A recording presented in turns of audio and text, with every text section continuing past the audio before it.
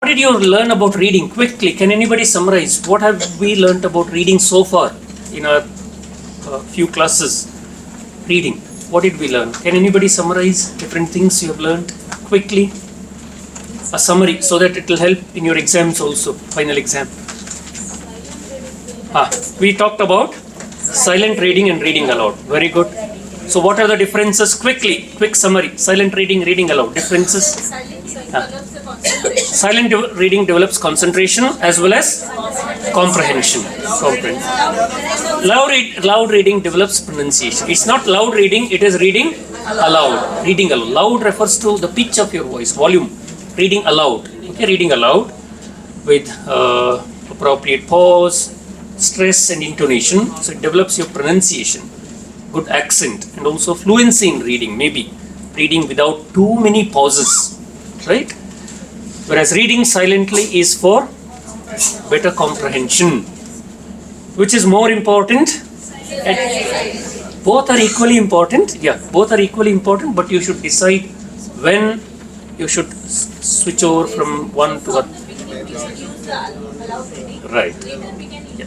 Yeah, later maybe. So some opportunities for students to read silently in class 5, 6, 7, definitely. Right, good. What are the other things?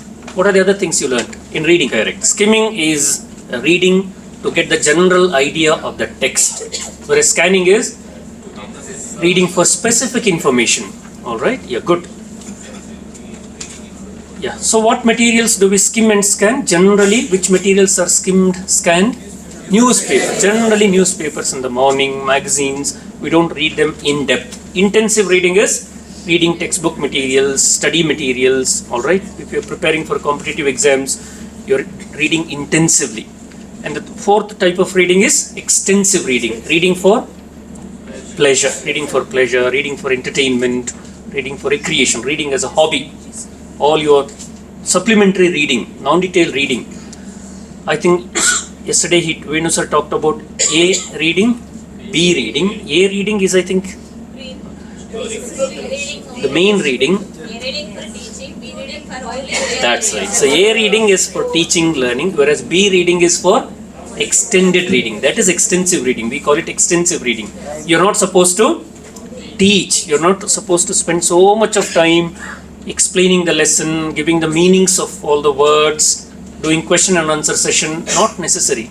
It is to cultivate reading as a hobby, reading as a pleasurable activity. And in Karnataka also we have supplementary reading, non-detailed reading. How many lessons are there? 3 to 4 generally. 3 to 4 is for them to read whenever they have time. All right. So that is extensive reading. Reading extensively, widely. All right. Of their interest, materials of their interest. Good. We talked about, so these are called reading techniques. 4 important techniques of reading. You can also call them subskills of reading. Very good. What else? What else did we discuss under reading? Pre-reading, while reading, post-reading. Correct. Pre-reading. Why pre-reading? What is the purpose of doing pre-reading activities? To motivate them sometimes, to motivate them to read. Maybe children have just come from their sports and games period. They had PT period already. They have just come to your class, though they may not be in the right mindset to read a text in English, all right? Or sometimes early morning, already first hour, maybe they didn't have breakfast, they're hungry, they're not in the mood to read. So you'll have to create interest in reading, motivate them to read, engage them, So that is called, what are you called? And sometimes pre-reading is also done to activate their schema. Schema means previous knowledge. Schema is what is already there in the mind. Pre-reading is done to activate their schema or to check their previous knowledge. What do they already know about the topic? If you're teaching a lesson on lighthouse, there's a lesson already on lighthouse. What is a pre-reading activity you can do? Pre-reading activity before they read.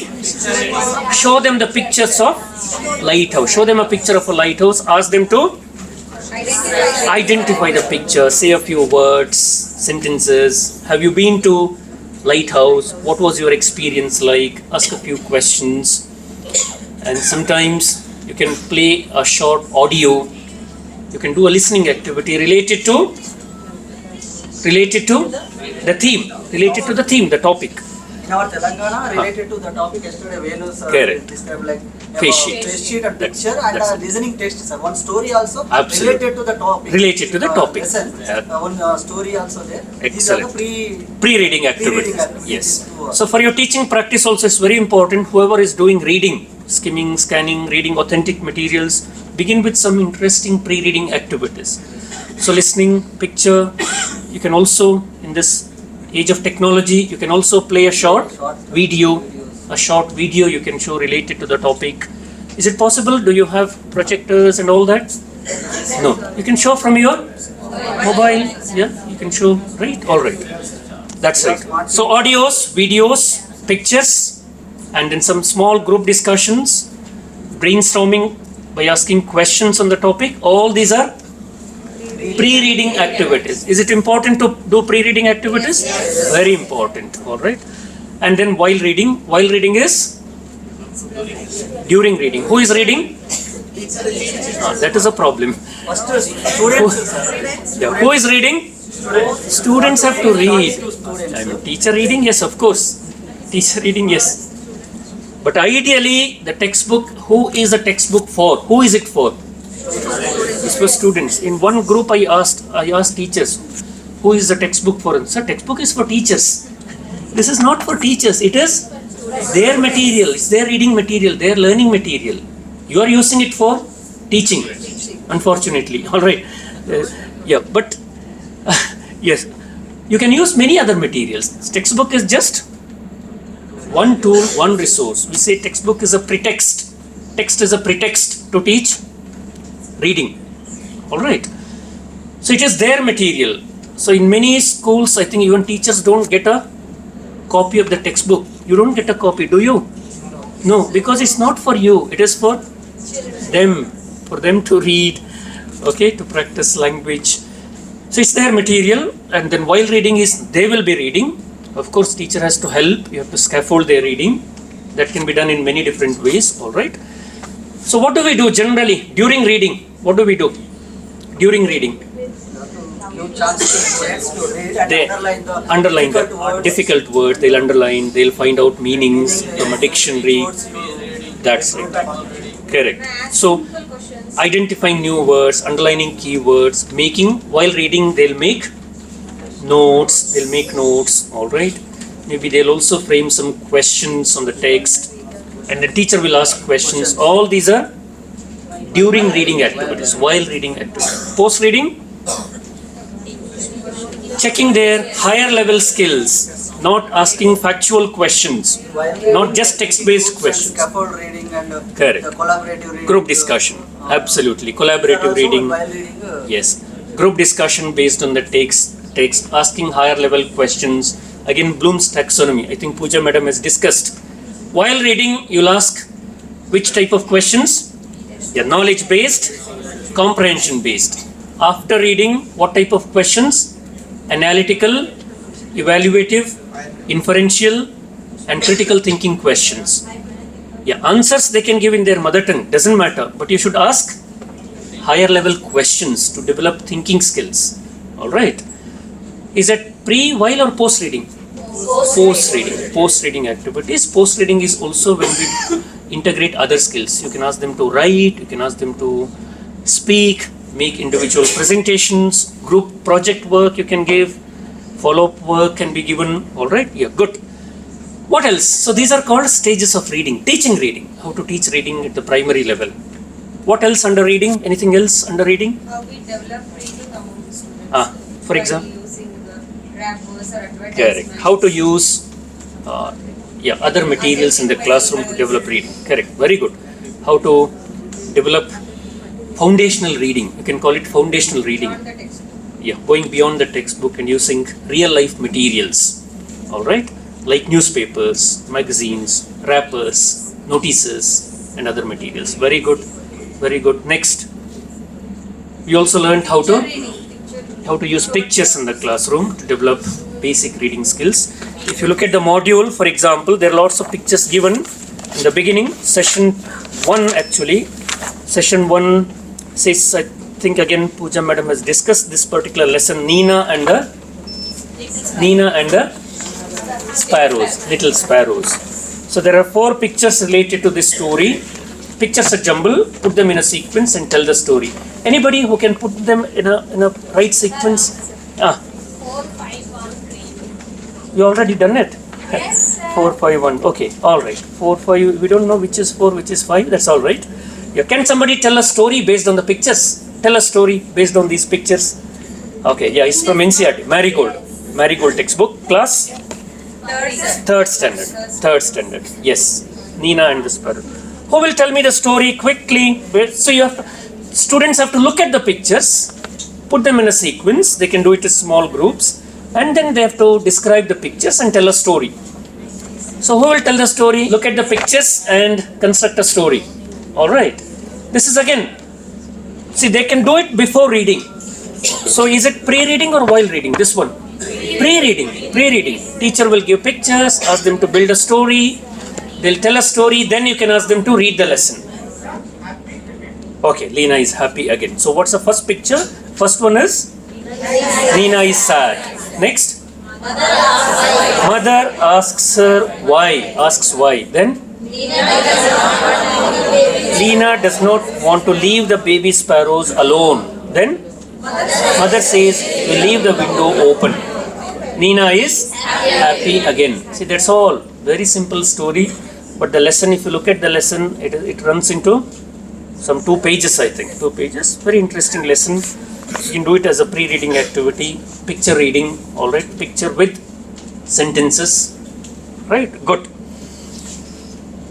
So what you can do is you can prepare big books like this. If you have the lesson, which is in 2 pages, you can draw pictures and make a big book. So each page of the big book will have a picture and a sentence. So maybe 5 pages of big book. So that's what's given here. Minimize the story to maximum of 6 to 8 lines. Select appropriate pictures. Page number 16. Select appropriate pictures. Prepare an activity sheet or prepare a big book. Alright. And next is, there is another story. Actually, we don't have time to do all this, but otherwise, the same story, you have an audio of the story which is available on YouTube. There is a very interesting video of the story, same story. Which story is this? The North Wind and the Sun. Does anybody know the story? What happened between the North Wind and the Sun? Does anybody know? They quarreled one day. For what? Who is more powerful? They quarreled. Can somebody stand up and read it aloud? Who would like to read it aloud? Had a quarrel one day. Begin with the title. 1, 2, 3. The North Wind and the Sun. The North Wind and the Sun had a quarrel about which of them was stronger. While they were disputing the much heat and bluster, a traveler passed along the road wrapped in a cloak. Let us agree, said the Sun, that he is the stronger who can strip the traveler of his cloak. Very well, rolled the North Wind, and at once shall the cold, howling past against the traveler. Could be the first gust of the wind at the ends of the Not wind. travelers, but immediately closely around him, and the harder the wind blew, the tighter he held it to it. The North Wind tore it at the clock, but all his efforts were in vain. When the sun began to shine, at first his beams were gentle, and the pleasant after the north wind. The sustenance his rock let it and closely from his shoulders. The sun's rays grew warmer and warmer. The man took off his cap and mopped his brow. At last he became so heated that he pulled off his cloak and to escape the blazing sunshine, threw himself down in the welcome shade of a tree by the roadside. Well done, very good, very good. All right, without practice you've done it. Excellent, very good. All right. So this is called chorus reading, reading in chorus. All right, reading in chorus with the same pause intonation. And also, you can do many things like, for example, the teacher can read the lesson aloud with mistakes. I'll make mistakes while reading, deliberate mistakes. Students have to correct the mistakes. When I read, you have to correct me, just to check whether you're able to concentrate or not. For example, I'll make some mistakes, you should correct me. Okay. The north wind and the sun. The north wind and the sun has a quarrel about, had a quarrel, okay. Had a quarrel about what of them was, which of them was the stronger. While they were disputing with much cold and bluster, heat, okay, heat and bluster, the traveler passed along, a traveler passed along the road wrapped in a cloak. Let's agree. Let us agree, said the sun, that she is the stronger. Oh, not she. He. Okay, he is the stronger who can strip that traveler of his cloak. Very well, growled the south wind. North wind. Okay, and at once sent a hot, cold, howling blast against the traveler. With the second gust of wind, first gust of, okay, so like this, all right, teacher will make mistakes, so students will pay attention. They have to correct all the mistakes. Can they do that? Yes, of course, right. Yes, right, that's it. Okay, like this. Next, so different, one group will practice reading aloud in chorus. Second group 2, they'll read and narrate the story. Okay, same thing, they'll narrate as a story in parts, different parts, alright? Group activity. And third group, they'll present the same text in the form of a conversation. Yeah, one of them will play the role of the sun and the other the north wind. They'll present it as a conversation. And one more group, maybe they'll enact the story. Can they present a role play? Yeah, very good, they can. They can act like a north wind, shh, and all that. They do it beautifully, yes. And so how many characters do you have? If it is three characters, the north wind, the sun and the traveler. Who is the most important character? The traveler. Okay, the traveler removes his cloak and all that. You can enact it. And maybe another group can mime the story, just miming. You're not going to speak, miming the story. Okay, so something like that. Yes. So that's another activity. Same story, they can present it in different ways. All right, as a harikatha sometimes. If you know how to do harikatha, yes, you can present it in the form of harikatha, audio in the form of a role play. All right, a picture description. Maybe some students can draw pictures and narrate the story. Yes, all that is possible. Okay. Next. So try to apply this to any of your lessons. So next page, follow-up is the facilitator divides the class into 4 groups and assigns a lesson. Maybe you can choose a lesson from your own textbooks and think of such activities where, for example, class 6 students, you can have 4 groups. So group 1 will read the text with expressions. Group 2 will narrate the lesson as a story. Group 2 will present it as a conversation. Can you do this with your own textbook lessons? Yes. Yeah? Right. Next is again about picture reading. So there are pictures given along with description. So first one is group 1. So maybe here we have 6 groups. So group 1, please look at the first set of pictures. What you should do is each group is given a picture selected from the textbooks of grade 3. So read the picture, then read the statements given below and write if the statements are true or false. Read all the descriptions, choose the accurate description. Okay, first one, there are 5 people in this picture. True or false? True. It is a medical shop. No, it is a clothes shop. Okay. Nina is smiling. No, she's sad actually. The man is looking at the shoes. The man is looking at the shoes. Shoes, okay, maybe, yes, right. Meena's mother is wearing a chudidar. False. She's wearing a sari. Neena has purple ribbons on her plates. Oh, purple you can't see, black in color. Purple, is it purple? Yes, it is. Yes, yes. Neena's mother has a purse in her hand. Is it a purse or a bag? Bag. It's a bag. She has a bag in her hand. The two ladies in the shop are wearing pants and t-shirts. No, they're wearing chudidar. There are many clothes displayed in the shop. Yes. Neena has a bangle on her left hand. Yes, right. Now, based on the true statements, you should write a short description, or you should describe the picture based on those true statements. So that's how you can scaffold. Children cannot construct sentences based on the pictures. So you are giving them statements, but in the form of a puzzle-like. It's called problem solving. All the statements are not true. Some statements are false. Students have to read and say which are false, and then they have to describe the picture. Can you describe the picture? This is a picture of a cloth shop. There are 5 people in this shop. Neena is sad. She wants something from her mother. Then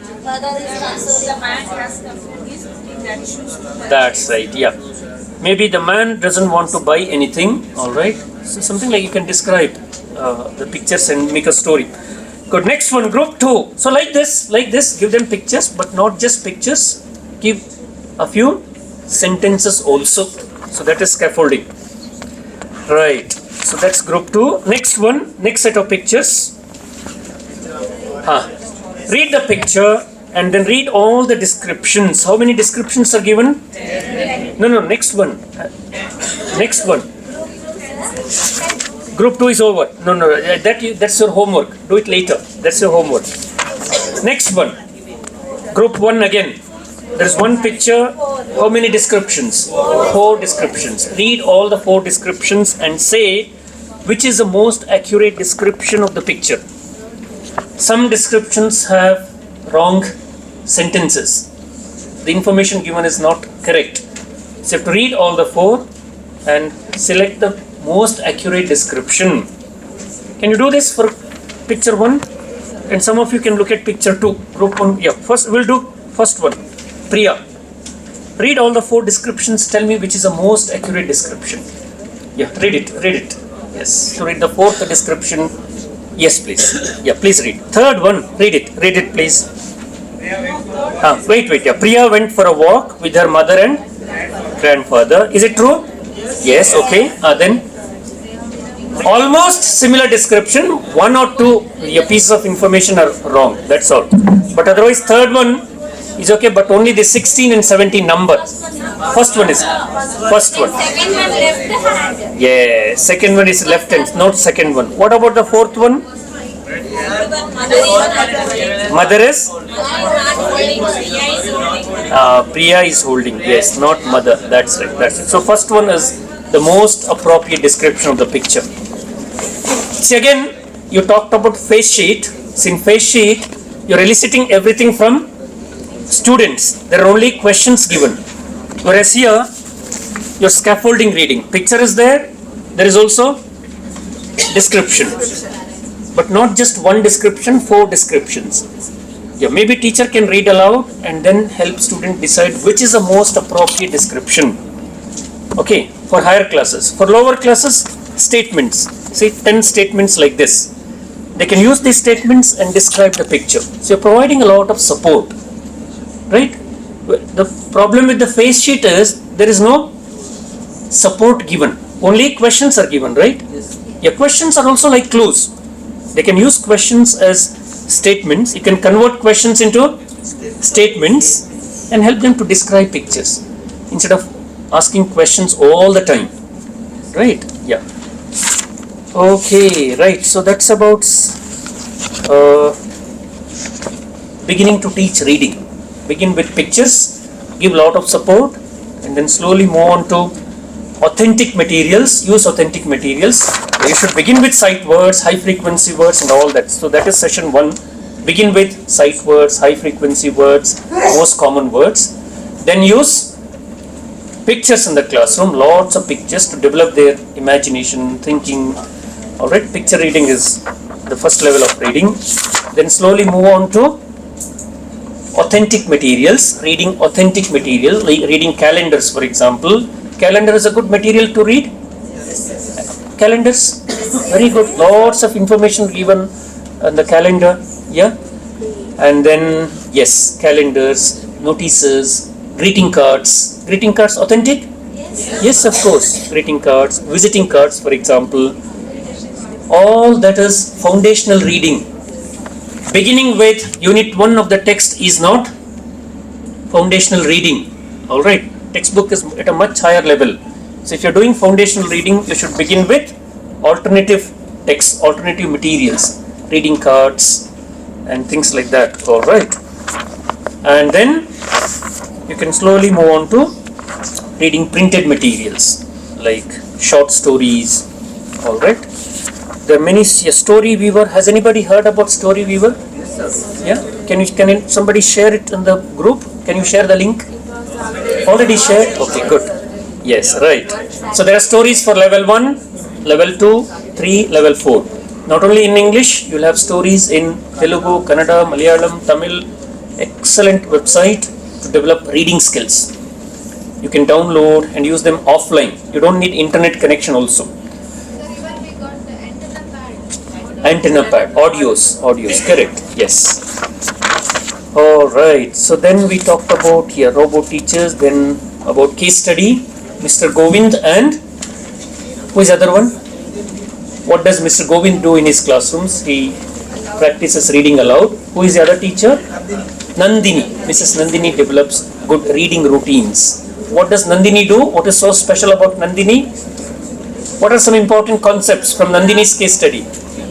She uses reading buddies in her classroom, pairing students, and then reading logs. She also uses big books in her classroom. She involves parents in reading aloud sessions, very good parents. And then she herself is a good reader, role model. She herself is a good reader. So you have to ask yourself, how many of you are good readers in English? In English, how many of you keep reading in English? Right? If you don't read, you cannot expect your students to read anything in English. So you are a role model. Alright, so Nandini is a role model. Right. So that's about reading. Now one more thing is given in the new revised model. It's about multilingual approach to reading. So there is, you can refer to page number. What's the page number? 40. Please refer to soft copy page number 40. There is a short passage given. It's about post passage. Who is it about? The primary level, we have to follow multilingual approach. The idea is not just translation method. You're not translating the lesson into their mother tongue. Translation is wherever necessary, but when you have a lesson like this, which is very tough, okay. So for example, read this lesson page number 42, just have a look at the lesson, how many students can read and understand. And if you explain everything in Telugu, Kannada, that is not multilingualism. Translation is not multilingual approach. It's not bilingual approach. It is the age-old translation method, grammar translation method, 1970s, 60s, 70s. All right. Multilingual, bilingual approach is different. So how do you follow multilingual approach to teach this particular passage? What do you think you can do? Multilingual approach. Yeah, read the passage. Listen. Can they answer your questions? No, they cannot. Can they do a role play? No, can they narrate the story in their own sentences? No. For everything, what is important is they have to understand, comprehension. If they comprehend, they can do anything. So all your post-reading activities, while reading, post-reading will be futile, will be a waste if students don't understand the content of the lesson. What is it about, right? So comprehension is at the core of reading. How do you help them comprehend? Generally what we do is we translate everything, maybe word by word or sentence by sentence. That is not multilingualism. Multilingualism is what scaffolding they're reading, all right, scaffolding, helping them to facilitating reading. So how can we do that? For example, we can begin with a few questions. See, there are many tough words, like for example, civil rights activists, civil rights, they will not know civil rights. And then, what are the other words? Emancipation, proclamation, slaves, and then Negro. Negro is there? Negro is there? Oh, we are not supposed to use that. Okay, at that time, yes. All right, and then slavery, hatred. Okay.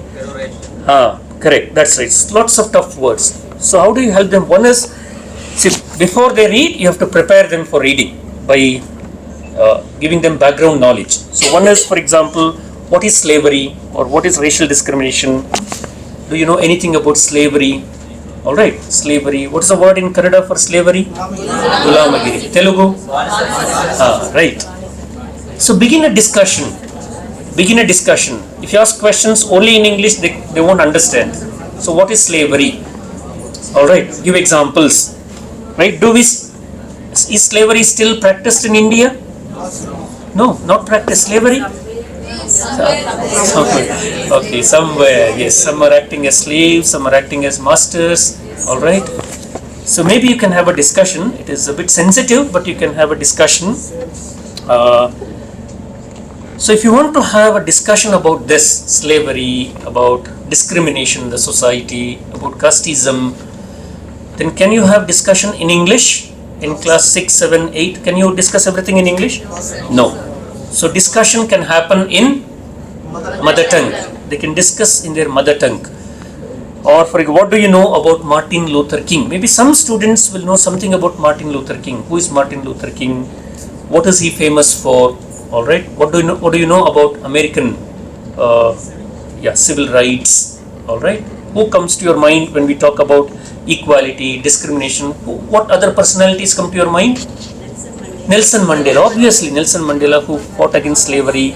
Mahatma Gandhi ji, who fought for equality. Jyoti Babu Phule. Right. So give all. So students will give examples and they'll talk about this in their own languages. So when we say multilingualism, it doesn't mean teacher will use only Kannada in the class or only Telugu, because your classroom may be a multilingual classroom. There may be children, even if there is one child who doesn't understand Kannada. In Bangalore, many schools are multilingual in nature. There are Tamil speaking children in a Kannada medium class, Urdu speaking children in a Kannada medium class, or if it is English medium, you have students speaking other languages, migrants, Oriya speaking child, Hindi speaking children. Alright, you have many such schools in Bangalore, in your own places, for example. So is your class monolingual, bilingual or multilingual? Many classrooms are bilingual. Children come from maybe one language background, all of them can speak Telugu. Maybe some classrooms are multilingual. There may be children who speak other languages, tribal languages. They may not be able to read and write in the state language, dominant language of the state, which is Kannada, Telugu, right? So if the classroom is multilingual, it's very important to follow multilingual approach.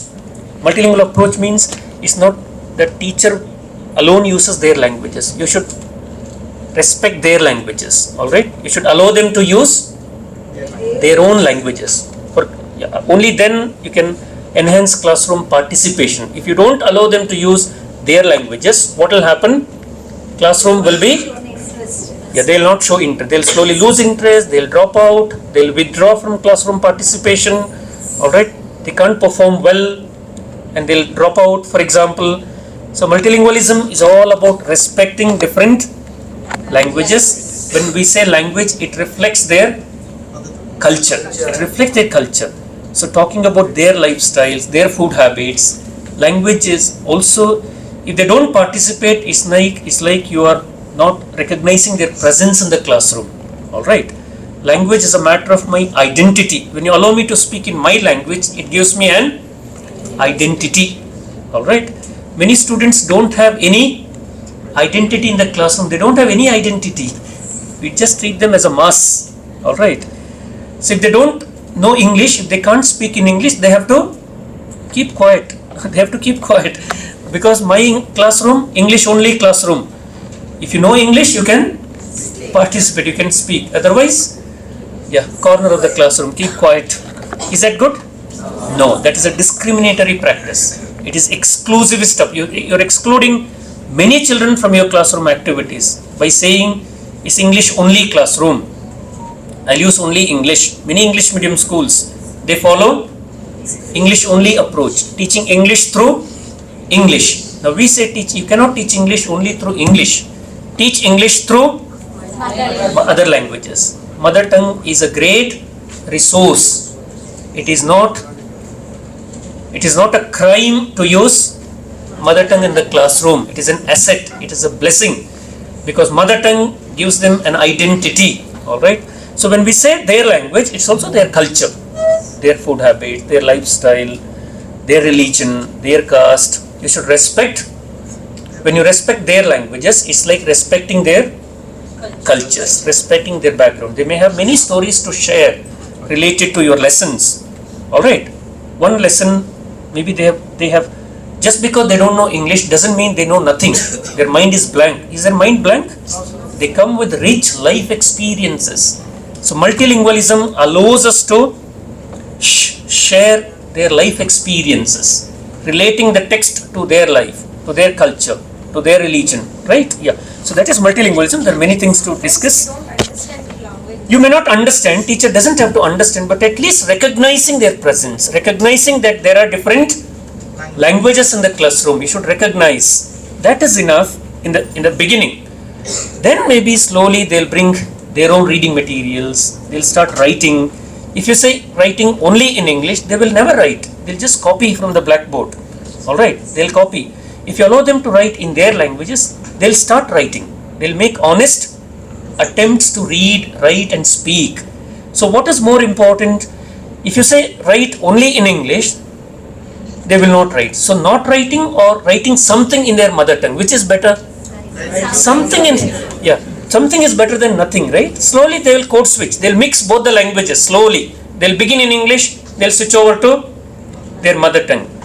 So there are many years to learn English. So when they go to high school, maybe they'll be able to write everything in English. So don't be in a hurry. Don't expect everybody to write everything in English, everybody to speak only in English. Accommodate everyone, give them their own time. All right. So that is it is. In our schools, many Bihari people and those who are coming for the plantation work, Yeah. They know only their language. That's right. They know only their language. Teacher doesn't know their language, but if you allow them to use Bihari language in the classroom, they'll participate more. See, we have done many training programs on this. For example, a child who doesn't read aloud in the class, Assamese it seems. Yeah, he never stood up and he never wanted to read anything aloud. Only other students who knew Kannada, they were all coming and reading aloud. But one day when teacher started speaking to him in his language, she learned his language slowly by talking to him. When she allowed him to use his language, slowly he started to participate. He said, I'll read aloud. So he came front, he started reading the lesson aloud. Now he is able to read very well. But for many 6 months, he never wanted to read aloud. He never wanted to participate because he thought it's English class. Teacher knows only Kannada, English and Kannada. I am a outsider here. All right, I am an outsider. So he never wanted to raise his hand, stand up, participate. So just allowing him to speak, he's interested, he shows more interest. He's more regular to the classroom. Now he attends classes every day. Earlier, irregular. Alright, so things like that. You will see lots of changes. Okay, alright, so let's conclude by, I've got 2 sheets here, action research report. Okay, I'll conclude by distributing these sheets. So one is how to write your report. Are you all ready with your action plan? Actually, I wanted to discuss. So tomorrow, who will collect? Group leaders will collect, or you will give it to me? How is it like? Group leaders will collect. Please give it to your group leaders. So I'll collect it from group leaders on Monday. Okay, tomorrow I'm not there, so group photograph will be there. They'll copy and paste my photo, don't worry. Alright, that's why if somebody is absent, they'll copy and paste. Okay. Yes, Hitesh sir also, they'll copy and paste. So we'll be there in the group photo, all of us. And then, so group leaders, please collect tomorrow and then give it to me on 28th or latest by 29th. Okay, alright. So this is for your final action research report. Here you don't have space to write, so you can use other sheets, additional sheets. And it's not that you have to submit your report like this. This is your basic framework to write the report. Use this framework and write a report in 6, 8 or 10 pages. 8-10 pages. That will be wonderful to have a report, have a detailed report. In case you're not able to write a detailed report because of your busy schedule, at least this is very important. You have to submit this.